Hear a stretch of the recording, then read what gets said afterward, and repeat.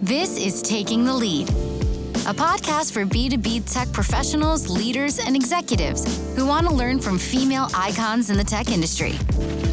In each episode, host Christina Brady interviews women who are driving revenue for some of the most respected tech companies in the world. Are you ready to get inspired? Hello, everyone, and welcome to Taking the Lead. I am Christina Brady. I am your host, and I am here with a phenomenal woman, which is no exception for this show, but I'm just excited that I get to keep talking to these incredible women. Tara Ryan, welcome to the show. Hello, I am Tara, and I am so grateful to be here with you today. Thank you for having me. This is so amazing. Yes, and it's a long time coming. The number of times that we tried to record this episode, that it kept not happening, but we did it. We are here, and the people will be better. You are one of my favorite kind of ladies. You are a female founder. Tell us a little bit about just your professional journey. You've got some incredible logos on your resume, HubSpot, Brightcove. Tell us a little bit about your journey, how you got where you are, and what you're doing today. Oh man, it's long, but it has been incredible. I started off in sales. I actually started my sales career working for Margarita's Mexican Restaurants, which is a Mexican restaurant chain in New England, for those of you who are familiar. And I was on their marketing team out of their corporate headquarters, helping to support philanthropic efforts, to do menu launches, a variety of different things. And I actually identified a gap. They had locations that were very strategically placed near like business parks, places where there were a lot of different businesses. And I said, we don't really have a strategy for catering and event sales. What, could I go out and make this happen? And the team at the time was like, yeah, try it. And long story short, it, with a little bit of effort and focus put in that direction, it became really successful to the point that we had a catering and event sales manager at each of the Massachusetts locations, and we're able to really grow and expand that program. And that was my first exposure to sales. And I knew that I loved it, but I knew that I wanted to take what I had learned into a different industry. So that's what brought me to tech. And I started my career with Brightcove in technology sales, where I was able to be an individual contributor on their account management team and then transition into leadership, and then joined HubSpot. And I think a lot of people will say, that in our darkest times, there's often room for our deepest amount of growth. And that was very true to me. So I'll be honest with your audience, right? In April of 2020, I suffered a miscarriage, and that also kicked off a 2+ year journey through infertility. And while it was really, really dark at the time, it provided me with the ability to really look inward and figure out what meant the most to me. And I realized that I loved my sales career. I loved being in sales. I loved working with my team. But what I loved the most was when I got to have those human-centric conversations with my team members or my peers or people I was mentoring around their true growth and development and what was important to them, what lit them up. And for those of us in sales leadership, I think we can all agree that there's not as much time for that as I wanted there to be, because there's so much to accomplish and do. And so I said, in that dark period of my life, I'm like, how do I create more of this? And that's when coaching kind of fell into my lap. And I was like, you know what? It's time for me to create my own business. And so that is what I did. And that is what I have been doing since the beginning of 2021. And there's a lot that I've learned from that, and I can go into kind of those core pillars that I've learned, but I'll pause first just to let you chime in. What an incredible story, and one to hear about the miscarriage and infertility. So many women go through these things. So many working women go through these things. I've certainly had miscarriage before. My child was born 4 years of infertility. He was third round of IVF, and you just get to the point where it gets so hard to separate personal life and work life. And I don't know if it was the same for you, but when you're going through these things, it's so hard to focus on anything but because you're listening to every sign and symptom that your body gives you, and you're full of anxiety and you're worried if you're going to walk wrong, you're going to screw something up, and you feel lonely and isolated. And I just empathize with you so deeply, being a woman going through that, but also there's so many women out there, probably women listening right now, that are going through a journey trying to have the family that you've dreamed of and wanted. And for all of those women, we are here with you. Reach out, tell your story, and support each other. Yes. It's so difficult. And it is, you mentioned, right? I just want to expand on one piece is that, when you're going through that journey of infertility and going through IVF, you do you're obviously always paying attention to your body, right? But you're paying even more attention to your body. And I think that at first that was a curse for me because I felt like the stress of, my job at the time was preventing me from getting pregnant, right? It's like, and who knows, we'll never know. But it also allowed me to then listen to my body in the sense that like, am I doing what I want to be doing? Right? Like I wasn't just listening to my body to get pregnant. I was listening to my body to try to give it more of what it wanted and needed in general. And so it was a real, I am obviously out of it and I can look at it with a different perspective now. I know when you're in it, it's impossible to do that, but I can look at it now as, it was so hard, the toughest, darkest time of my life, but it did give me a lot of really incredible gifts and insight into where I wanted to take my life. Well, and it even leads us into one of our topics, one of our meaty topics, which is just this idea of the mental load and burden that women carry. Yes. Right? We carry it around with us everywhere. And whether it's family planning or holding your regular family together or making the holidays magical or making sure that everybody does what they have to do, because as women, we have these constant lists in our head and we feel like we have to look out for everybody else's gaps and we can't be too forceful in our communication or too soft in our communication. And we can't, we can't be too demanding, but we also can't come across as weak. And one of the things I know that you talk a lot about, especially with your clients, is just this mental load or burden that women have that is relentless. It is everywhere. It's not just at work, it's everywhere. Talk a little bit about kind of your perspective on just the baggage that women carry. Yes. So I'm so glad we're transitioning into this because it actually fits perfectly with where I left off. Because once I transitioned into being a coach, because I had my long career in sales, I naturally started attracting women in sales as their coach. And through that work, I started to see like really two themes that were holding women back or providing a lot of challenges in having them reach their full potential or the potential that they wanted to in their career. And that was this concept of the gendered division of unpaid labor and childcare responsibilities, and how so many women that I was working with, with children, it's even greater, but even before children, right? They were working their full-time job at work and then also working this second shift after work to make sure that their entire home was functioning. And I found that was really a huge thing that holding women back. And then once you introduce children, multiply that like tenfold, right? So I was like, how can I, because this is something that's like outside of my control as a coach, like how can I start to provide solutions and invest my time and energy in solving this? And I was introduced to this method called the Fair Play method, which actually helps to more fairly divide the unpaid labor responsibilities, childcare responsibilities inside of your home.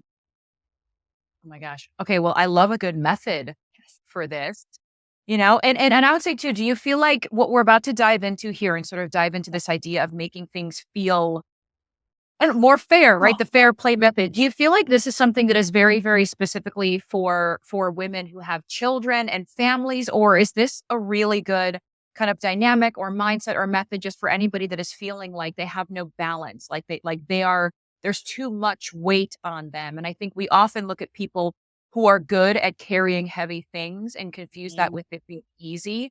And so is this sort of the lane of like that very typical working mom that's doing too much, or is this just working women that need a break? Oh my gosh. So you're giving me the opportunity to wave my magic wand, right? And Here we- in my perfect world, we would all learn about this in college, right? Like Ugh, even before we are potentially in a committed relationship, so that we have the tools, the language, the practices, right? To be able to, when we enter that partnership with somebody, understand what are we actually signing up for, right? Like long term, what are we actually signing up for? And how much of the mental, emotional, physical labor that it takes to run a household am I going to have to carry? yeah. Yeah. Yeah. So to answer your question, I think this is for everyone. Another gift of infertility for my family was that my partner and I got to become a fair play family before we had children. And that's not necessary. So for all of you that are listening and feeling like you are holding the mental, emotional, physical labor inside of your homes and you already have children, like it's okay. You can still find value in this. But for us, like I do think that there's a unique gift that we got to start practicing this before we had our daughter because it really set the foundation for once she was born. Because especially during those, I'm sure you can relate, those early days, like that's really when things tend to start to fall apart inside of partnerships, right? And you think, I hear this all the time. We'll just figure it out. We'll just figure it out, right? And the thing is, like Eve Rodsky, who is the author of the Fair Play Method and the creator of the method, there's a book that goes along with the card game that it actually is. She actually set out to create this because she was so confused. She's like, why is it that none of us would sign up to work for an organization that didn't have like clearly defined job description or roles and expectations and process and systems? Yet all of us are living inside of our homes without that structure, without the expectations set, without any of that in place. And so she was like, how do we create our home as our most important organization?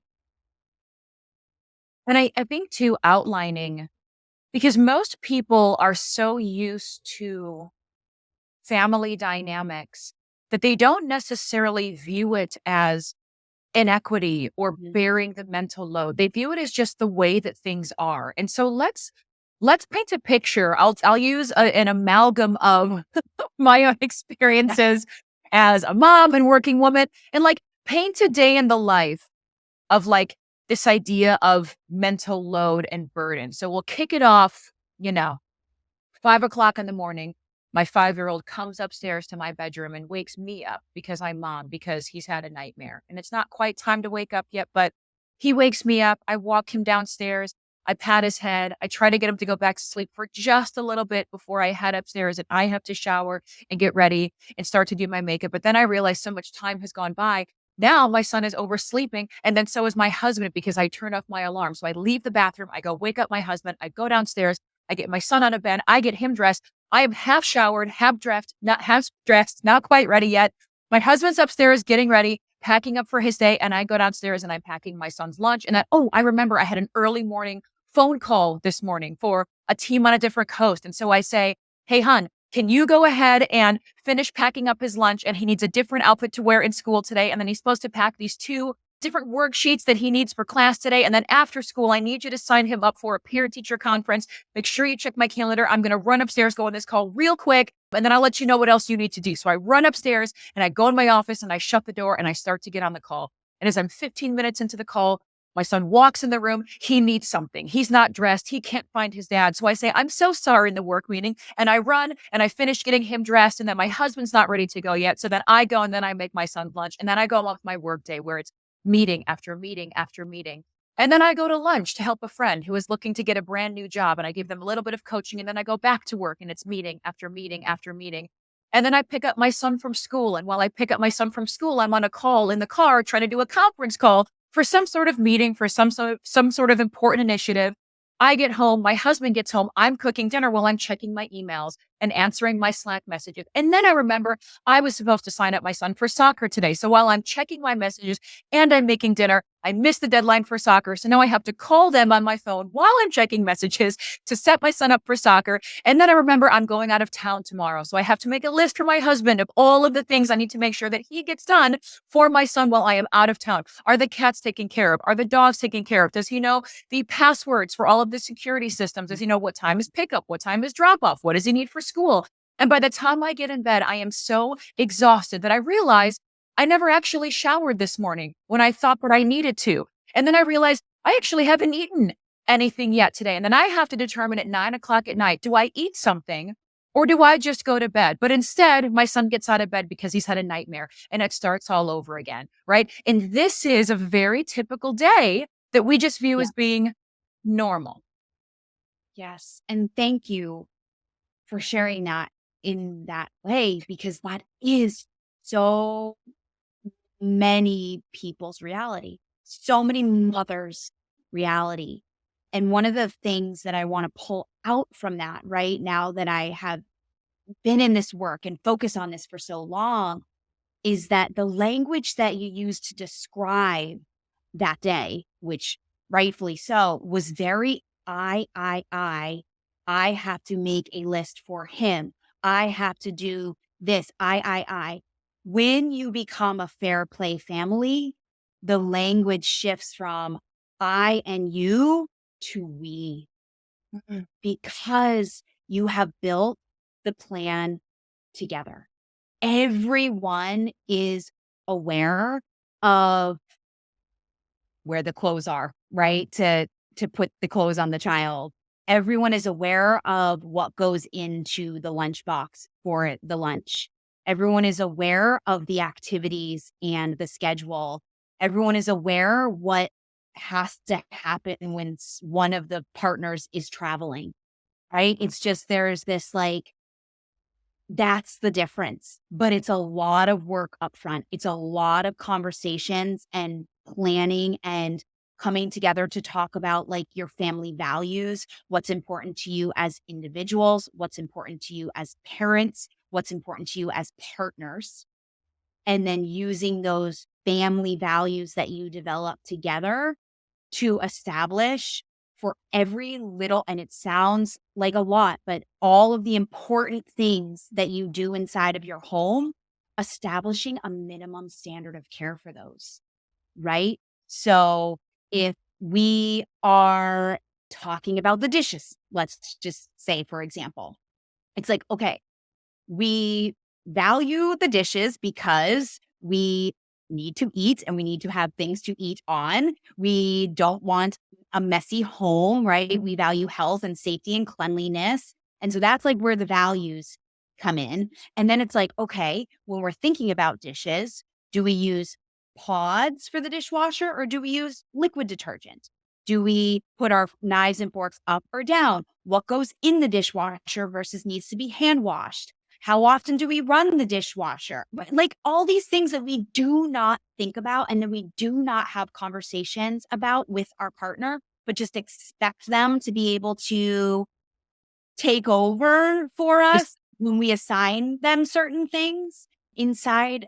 If you're practicing fair play, you have those discussions ahead of time so that somebody truly can jump in and own that full task from conception to execution with the plan as well. So that's the core difference when you are implementing fair play. It's that if you own a task, like it's been decided in advance that you are owning the full task. So the mental load component of it, along with the planning of it and the execution of it. And that, in my opinion, is how we're actually going to be able to free up women's time to not only thrive in their career, but also to be able to tap into their creativity, be able to have, moments for themselves or with friends, or just to like de-stress and do nothing, right? Because right now, the day that you described, zero room for you. And that is so normal and so typical. Yeah, absolutely. And most people also don't want to feel responsible for assigning their partner's tasks or lists. Like part of going through a day in the life of a busy working parent individual is it also sounds when you say the I'm sure that if I asked my husband or if anybody asked their partner what their Mhm. day feels like, it probably feels really similar. So you Mhm. have people, ships passing in the night that both feel like they have a full plate. And I can only imagine that when that continues, resentment starts to build up and both people in that relationship feel like I'm putting in everything. I am balancing all of it. It all sits on me. And you've got two people just building this up and it can destroy your relationship and your partnership. Nobody wants to assign the list. So let's say that the folks listening to this are like, I want to do this. I want to deploy Mhm. this method. How do you Yes. go about doing this in a way that doesn't feel like I, Christina, am now pulling in my husband and Yeah. giving him a list of things to do? That's the most important part, right? Because we don't want the energy around this should not be, we have to do this or else, Right. right? It's like that is not inviting. And the reality is that oftentimes when the fair play method is adopted, or it is there is a attempt to adopt it, emotions are really high, right? Mhm. It's gotten to a point where there already is resentment, where there already is frustration. Most times it's not proactive. It's just Right. reactive, right? Yeah. And so it's really important. The author Eve says that like when we start to have these conversations about even inviting a shift in our home around this, we have to do it at a time when emotion is high. So emotion is low, so cognition can be high. And so that we can lead with curiosity, right? And not judgment or blame or guilt. Because the reality is like you said, both parties are likely unhappy in some regard. One probably feels like they are doing it all and having to assign the list, the execution, all the things, while the other may feel like they are constantly being told what to do. And that's And no me. matter how they do it, it's never right. And hey, why am I even trying? Because nothing I do is ever right. And, I guess I'm just a useless contributor to this family. Like those thoughts are real. Those conversations really happen. So I always tell, the people, I don't work with couples. I actually bring this, believe it or not, there are a lot of organizations out there who want to bring this tool to their people, right? Because they realize that the gender division of unpaid labor is really holding the women that work for them back in terms of the workforce. So, I go into finance companies, tech companies, and I bring the fair play method to oftentimes their caregivers, ERGs, as a tool and a method. So I'm presenting it to men and women, which is really, really awesome. Um, but in those conversations, I oftentimes say, right, like open it up by saying, wouldn't it be awesome? Well, first take ownership, right? Like I realize that I have maybe not approached assigning tasks to you in the best way, right? And I want to do better. Like, wouldn't it be awesome if we had less like frustration and bickering and fighting in our relationship and more love and connection and fairness and, just like coming together and doing this as like partners? And if the answer is yes, then you have that's your next step, right? Like, okay, I oftentimes will say, and if there's a gateway there, right? Watch the documentary.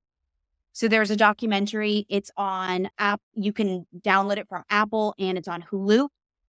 And it follows five couples as like before they implemented fair play and after they implemented fair play and the energy shift and just like how there's just so much more love and connection and equity inside of the partnership. And I often say, like, that's a really awesome place to start. And then, so what would you say has been some of the really incredible outcomes in the workplace that you've seen from couples, individuals, partnerships that have implemented this? Because I can only imagine the benefit that it has at home and helping just sort of the home relationship and familial dynamic. But at work, I mean, the main point of this that you keep bringing up that I think is important to mention is that by having this better balance, better equal carrying of the lively load that we all have to hold on to, you have positive dividends at work when you're able to do that at home. What are some of the positive reactions that you've seen of people who have implemented a method like this? Yeah. So one thing before I go into impact, I want to share the story because I think it's so powerful. I was at presenting at an organization recently, and it was a group of like 40 employees, and they were all encouraged to bring their partner to the presentation, which was so cool, I thought. And one of the employees that worked for the company, after things wrapped up, there was room for questions. And he came off mute with his partner next to him and said, I had no idea what she was carrying, the mental load that she was carrying. I needed someone from the outside to come in and put this into perspective for me because I know she has tried, right? But for some reason, I wasn't able to grasp it to this point. And we actually, midway through this presentation, went ahead and ordered the cards, and they're coming from Amazon, in 2 days. And like, thank you. And I was like, whoa, like that is just like, that's what it's all about. It really gives people a language and understanding for that mental load that we are so often carrying. And because it's not visible, it doesn't get value attached to it a lot of times because we attach value to things that are visible. And the mental load is not visible, but it's still so valuable. So I just had to share that story. But then impacts, right? Like, I mean, just think about it. When you have stress inside of your life, outside of your workplace, it carries.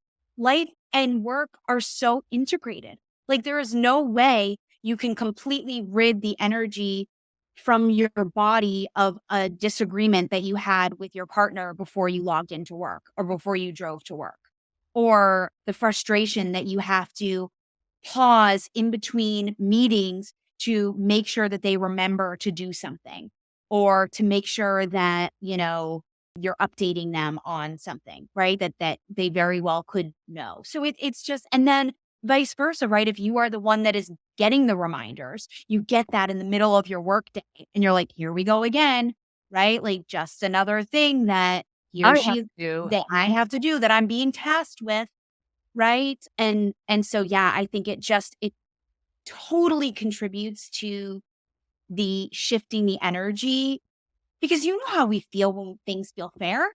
We feel connected and motivated to move forward and to communicate with each other and to build and move forward. Whereas when we feel like anger and frustration and resentment, it's like we want to detach, we want to disconnect, we want to put our guards up, or we want to fight.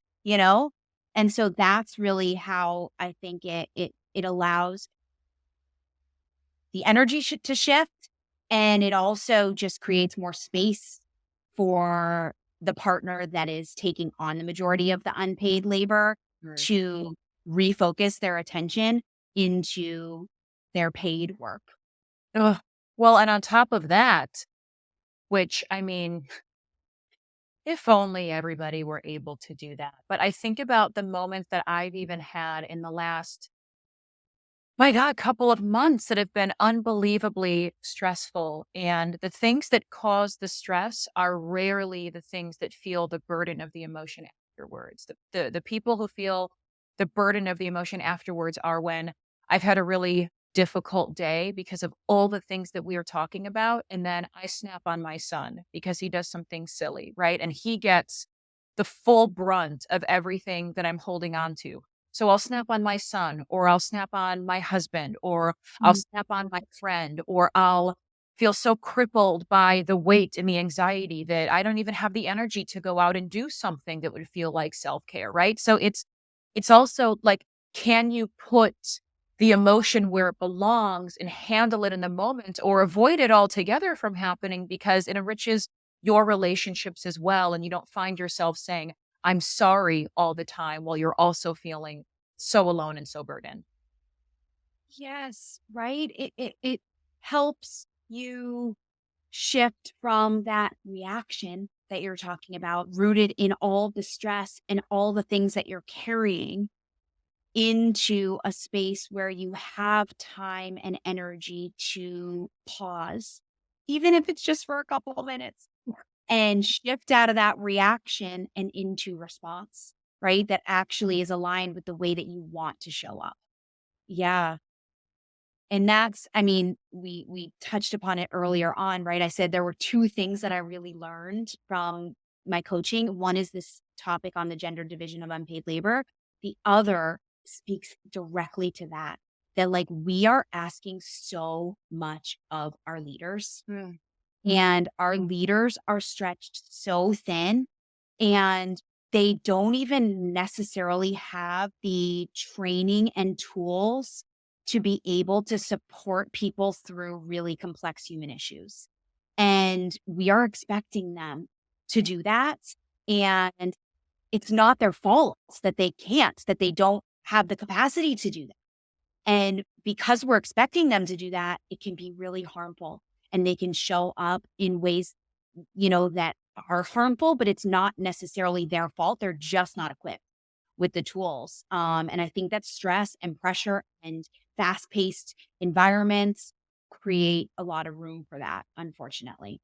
Oh my God. Well, it is unfortunate. It's unfortunate because there's a gigantic blind spot for most companies as it pertains to leadership, because you often think about leaders getting a lot of quantitative tools, like leaders have people, and leaders have hopefully autonomy to buy tools and technology for the tech stack. And they have all of that kind of quantitative support, but qualitative support for leaders is almost nothing. Like your middle and upper management are likely not getting coaching. They're not learning how to give feedback. They're not learning how to manage the emotions of all of the people that roll up to them. They're not learning how to show up amidst frustration and confusion and anxiety.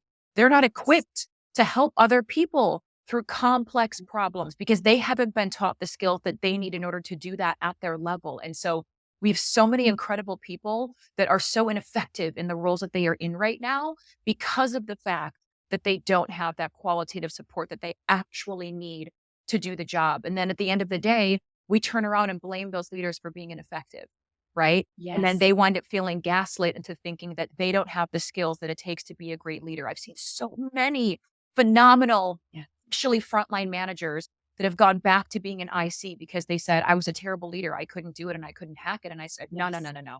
You are a phenomenal Yeah. leader that was unbelievably unsupported and put out to dry, because Yes. most companies don't understand the soft skills and how to support them. Yes. And then, right, like it's so it they are impacted, the leader's life is impacted, and then all of the people that they That's touched, right.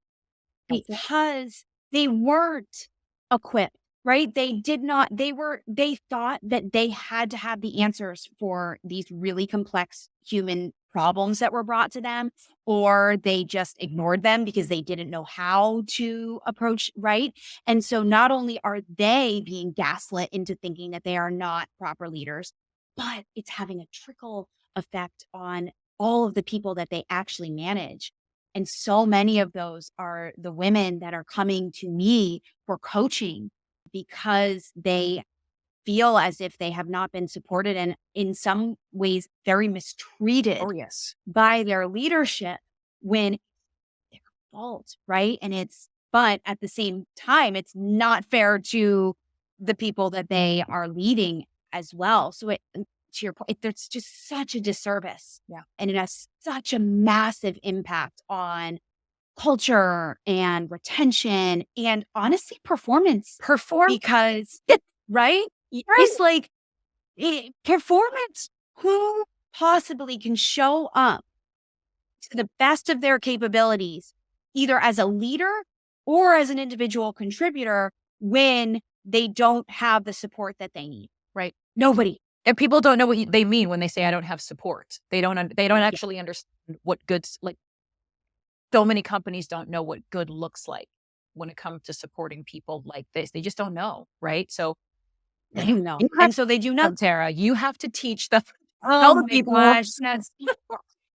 It's part of the work I do, right? And so much of it goes back, just like we talked about around fair play and the family. It's our energy, right? And really being able to identify our stressors and to have the awareness to not jump into a Slack conversation when our emotion is super high, because our cognition is going to be low and we're not going to present a solution, even if it is with good intentions. We're not going to be able to present a solution with an inclusive lens in mind, with a strategic lens in mind, right?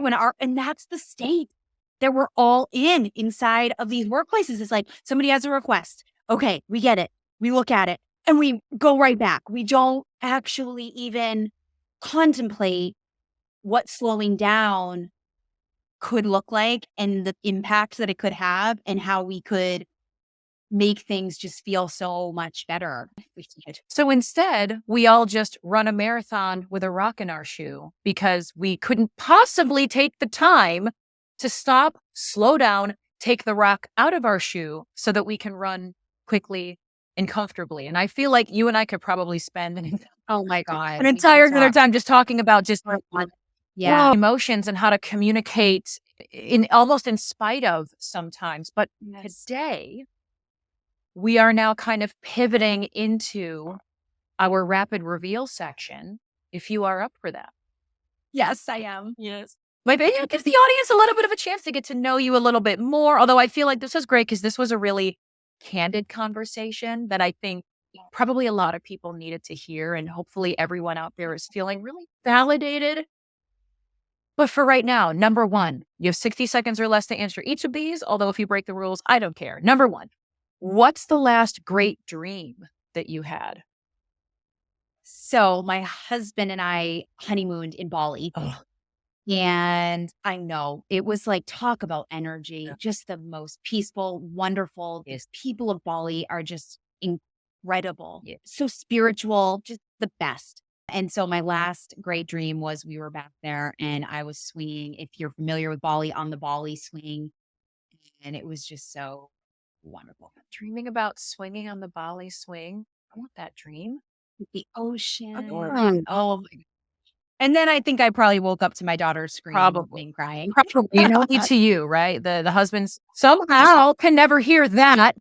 Did that? You didn't hear that? Well, I have to say, we trade off monitor nights because method. Yeah, you know what? Hear it. You heard it here. Yeah, my son now actually will come up when he wakes me up. He's like, "Mommy." And I'm like, "What?" And he's like, "I don't want to wake up Dad." And I'm like, "Wake up, Dad. You could go. It's fine. Go wake him up. Don't wake me up anymore. I'm tired. Can't do it. And I've hit my quota. I'm done. It's been 5 years. I'm done." Right. Speaking of, number two, what is an irrational fear of yours? Oh man, this one was funny. So ever since COVID, I have had this it's irrational because every single time I go into a public place or where I'm going to be with a lot of people now, I think I'm going to get COVID. Like, it's just the first thing that pops into my head. I'm like, well, I'm getting COVID. And I have had COVID. I've had it twice. However, I probably had that thought 10,000 times. So it's irrational. Yeah. Well, that is my, I don't know. Cause we're coming up on the holidays and I feel I'm going to avoid any dish made by anybody younger than like age 8 because it's not actually food. It's probably COVID or the flu. Like that is matter. No, it's out into the universe. I'm probably going to get COVID. Yeah. You're going to consume some COVID off of a cookie somewhere randomly. 100%. And, at least 100%. it'll be this watered down, hopefully, version of COVID, just Yeah. congestion. Exactly. Number 3, while you've given a ton today, what is the best advice that you've ever received? Oh my gosh, this advice has just been like life-changing. It's to, whenever you can, and not perfect at it, but to try to choose curiosity over judgment. Really, it applies to everything. Everything. And it's so easy us to talk about the stress, right? When we are stressed, when we have a lot of pressure, when we are frustrated, it's very easy to be met with any sort of situation and immediately go into like judgment, blame zone. Right. But if we can shift out of that and really choose curiosity instead, it builds so much connection. Oh, I love it. Well, I know I've immensely enjoyed our time together. I knew that I would. If folks want to get to know more about you, if they want to meet you, if they want to learn more about your company, where can people go and find you?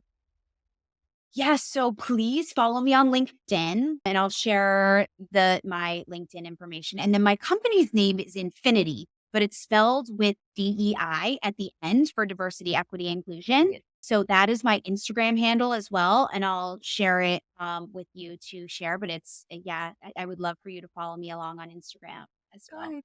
Well, thank you so much for the incredible time today and sharing your wisdom with us. And thank you to everybody for joining us again.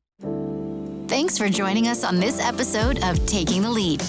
If you're looking for more inspiring stories from women leaders in B2B tech, then visit us at motionagency.io/takingthelead.